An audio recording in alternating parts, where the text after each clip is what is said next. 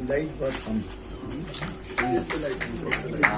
Stage lighting में poster में light नहीं आता एकदम। अच्छा मोबाइल बहुत है, फैमिली लाइट गैप में लगता है, बात नहीं साफ करना थोड़ा ब्राइट। वो लाइट राही मासूम रजा साहब, आप लोगों ने नाम सुना होगा। बहुत अच्छे अदीब थे और अपने नॉवेल आधा गांव के लिए बहुत ही मशहूर हैं।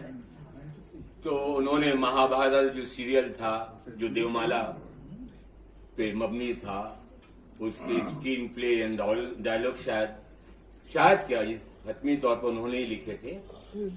तो वो देवमाला संस्कृत के हवाले से क्या कहते हैं आप जरा सुने। मेरा ख्याल है कि हिंदू देवमाला पर मेरा भी उतना ही हक है जितना कि किसी महादेवी या पंत का। मैं भी गंगा के किनारे खेलकर जवान हुआ हूं।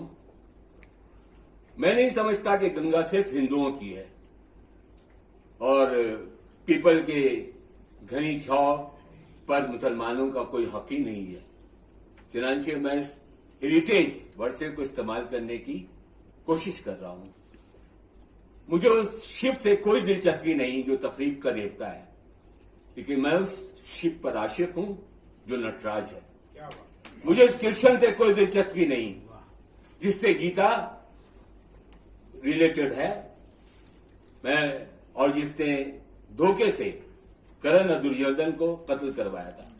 लेकिन मैं उस नटखट माखन चोर नील मुनि पर आशिक हूं जिसकी हंसी की आवाज पर कायनात झूम जाया करती थी।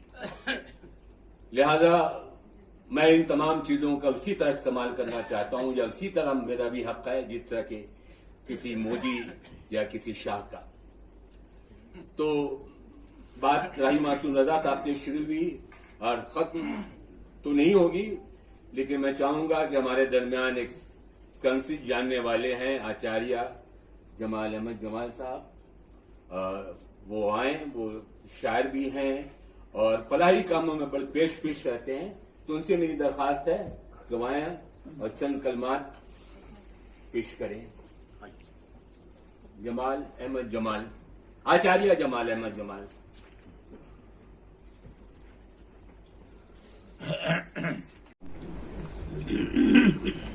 अस्सलामु अलैकुम।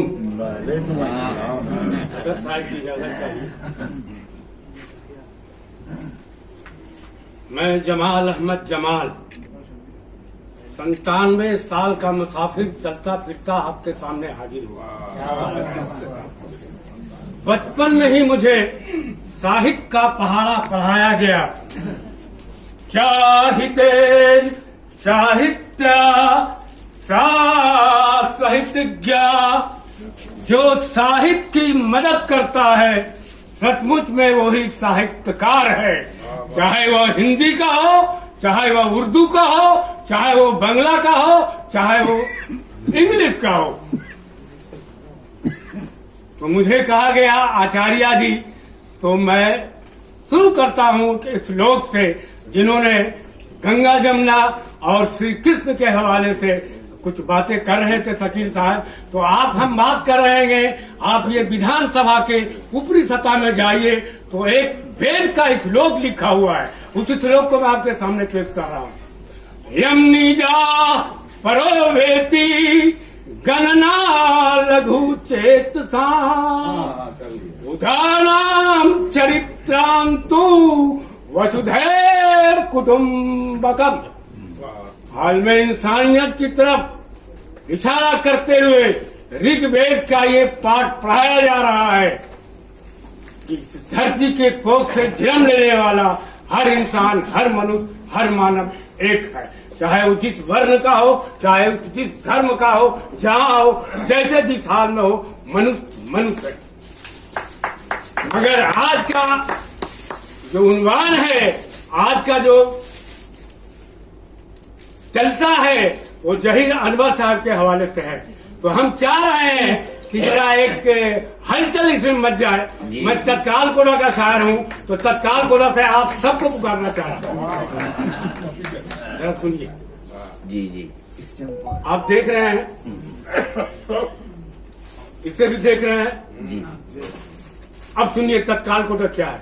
बंगाल की धरती पे, बंगाल की धरती पे नया फूल खिला है। बंगाल की धरती पे नया फूल खुला है। हर लफ्ज भी खुशबू की तरह फैला हुआ है। हर लफ्ज भी खुशबू की तरह फैला हुआ है। इनकार कोई कर ही नहीं सकता है जमालात।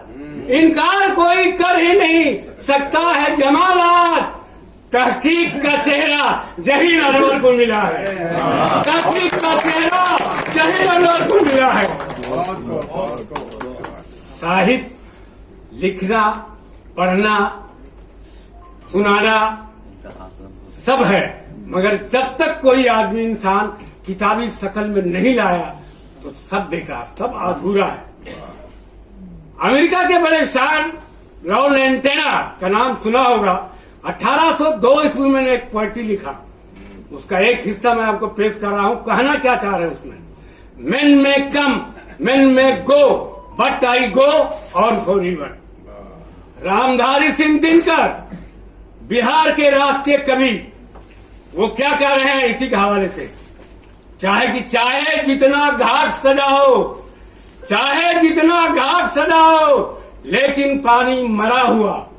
जी सर, चाहे जितना घाट सजाओ, लेकिन पानी मरा हुआ कभी ना होगा निर्झर सा, स्वस्थ और गति भरा हुआ। जब तक कोई किताबी शक्ल में किसको नहीं लाया तो सब तालीम उसकी अधूरी है। मगर जहीर अनवर साहब जब किसी से, इनके बारे में, जहीर अनवर साहब जब किसी से मिलते हैं तो मुस्कुरा के मिलते हैं, जब किसी को कहते हैं तो सर झुका के कहते हैं। और सच ही है, he get it down needs fear no fall.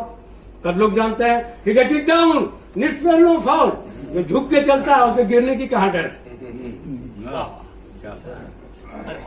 तो सवाल यह है कि हम और सब साहित्य के प्रेमी बने, और जो सच्ची बात है, तनकीद का जो हिस्सा है वो एक शय में नहीं है, बहुत उसके फार्मूले हैं। कम से कम तनकीद करने का जो फार्मूला है, जो है, उसमें कम से कम अगर कुछ भी लिखना आप चाहेंगे तो 5W और H होना बहुत जरूरी है। अगर ये नहीं उतरता है तो समझिए कि वो अधूरा है। 5W उसको आना ही है, वरना कंप्लीट नहीं होगा आपका। और बहुत सारे लोग ने तनकीद सिर्फ साहित्य पर नहीं, बहुत लोगों को बहुत तरह से तनकीद किया। जब एक जमाना था कि कलकत्ता शहर या बाहर में ही लोग, बहुत सारे लोग बिल्डिंग बना रहे थे, लेकिन बिल्डिंग बनाने का जो मेथड था उससे अलग लोगों ने बिल्डिंग बनाया। तो कुछ की उम्र 20 साल, 25 साल, 30 साल, 40 साल, उसकी दीवारें गिर गई, टूट गई, कई लोग फेंकते हुए। तो उसी हवाला से आप कलकत्ता के मशहूर शायर अफजल साहब ने लिखा था, शायद सभी लोग शायर यहाँ हैं उनको मालूम होगा कि आंगन आंगन खाना खराबी हंसती है मेमारों पर। आंगन आंगन खाना खराबी हंसती है मेमारों पर, पत्थर के छत ढाल रहे हैं शीशे की दीवारों पर। ये भी तनकीद है। तो हमें चाहिए कि जहीर अनवर साहब को किताब हम नहीं पढ़े हैं, एक बार पढ़ेंगे, और आप सब भी किताब पढ़ने की कोशिश कीजिए और जहीर अनवर साहब को समझिए कि जहीर अनवर साहब का स्टेटस क्या है। हर आदमी का जब तक खुल नहीं सकता है, जब तक वो आ नहीं सकते हैं, तब उनके बारे में व्याख्या करना बहुत मुश्किल है। तो आप जहीर अनवर साहब हमारे सामने हैं, आज हैं, और अल्लाह ताला इनको ऐसी सलाहियत दी है, इनके कलम उनकी ताकत है, और आप भी लिखेंगे। आज की आप सबको मुबारकबाद देता हुआ मैं आपके आंखों से ओझल हो रहा हूँ। कम है लेकिन दम तो है। इंशाअल्लाह फिर कभी खुदा हाफिज़। आपका ही जमाल अहमद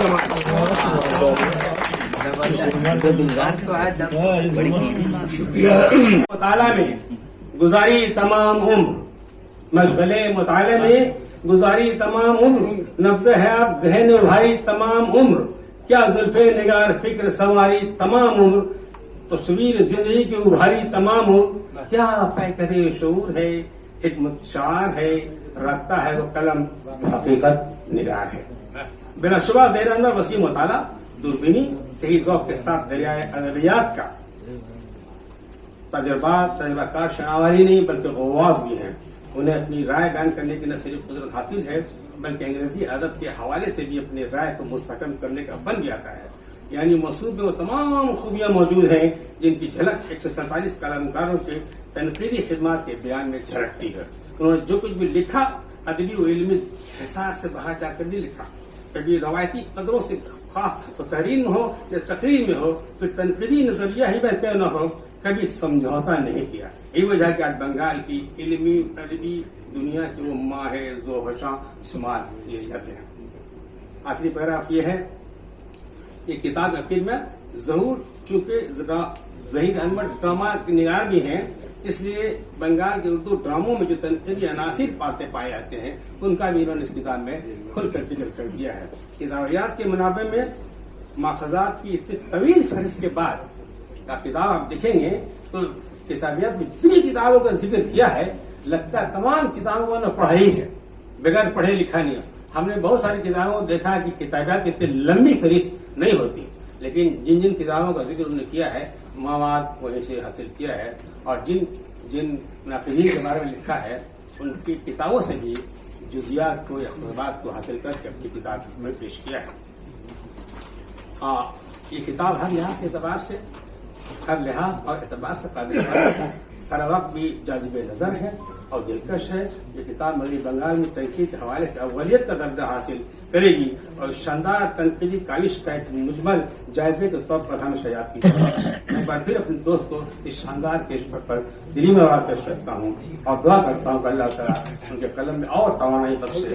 जो इस्लाम और सिलसिले जो इस्लाम छू चुके हैं यहाँ पर मगरबी बंगाल में, उन पर मुझे कलम चढ़ सके। आज के हमारे इमाम जहीर साहब, अगर इनसे सवाल किया गया, अल्लाह न करे वो दिन अभी आए, तो ये पूछेंगे कि मैं आपके लिए सिर्फ ये बुक लेकर के आया हूं इस जन्नत के दरवाजे पे, ये काफी है, क्योंकि सिर्फ ये भी एक इबादत है। मैं कहना ये चाहता हूं कि हम लोग सिर्फ 5 दफा सर को जमीन पे पटकना, रोजे रखना, वो सब बेहतर है, लेकिन बहैसियत मुसलमान के हम पे बहुत सारे फराइज हैं जो हम अगर उसको अपना लें तो वो उससे भी ज्यादा इबादत है। तो इसी मौजू पे वही गोवा की यूनिवर्सिटी में इसी मौजू पे गुफ्तगू कर रहा था, क्योंकि आजकल उनका त्यौहार है नवरात्रि का और वो बहुत ज्यादा उसको अहमियत देते हैं। तो उन्होंने पूछा कि तुम एक मुसलमान हो, लेकिन क्या तुम इन बातों को मानते हो? तो उनका सबसे बड़ा भगवान तो हाथी है। तो मैंने कहा जी, मैं तो बचपन से मेरे वालिद कहा करते थे कि हाथी जो है मरने के बाद भी सवा शेर का वो बहुत बड़ी बात है भाई। हाथी पे आप जो है उसकी जो प्रस्तिश करते हैं ये आपकी मर्जी है। अब बात आती है इस बुक पे 1970 में डॉक्टर आल अहमद सरूर बहैसियत आर्जी तौर के बहैसियत आर्जी तौर प्रोफेसर वो आए थे यूनिवर्सिटी ऑफ शिकागो में।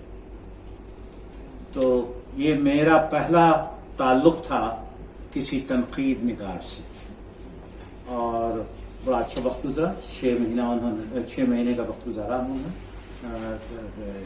और बड़ी अच्छी महफिल रही, उनकी किताबों का तज़किरा रहा।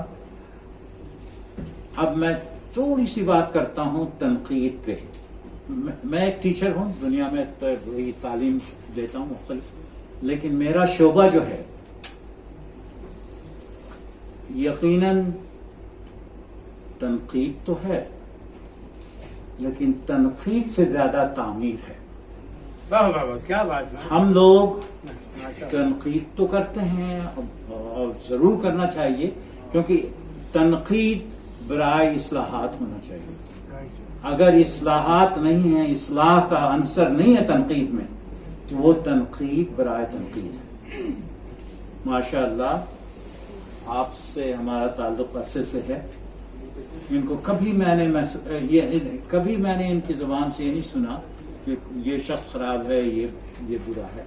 सबकी भलाई चाहते हैं। तो मुख्तसर और मुफीद यही मैं तकरीर करता हूँ लोगों को। वहाँ हर जगह बड़ा टाइम, मेरे प्रोफेशन में वक्त की बड़ी पाबंदी है।